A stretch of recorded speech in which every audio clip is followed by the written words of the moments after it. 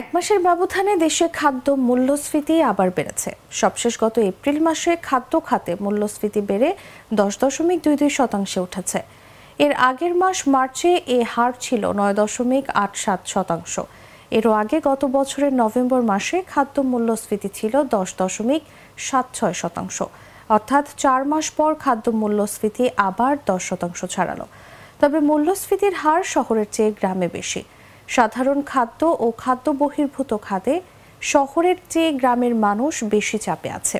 একই সঙ্গে যেভাবে মূল্যস্ফীতির হার বেড়েছে সেভাবে মানুষের আয় বাড়েনি। সোমবার বাংলাদেশ পরিসংখ্যান ব্যুরো মূল্যস্ফীতির হালনাগাদ এই তথ্য প্রকাশ করেছে।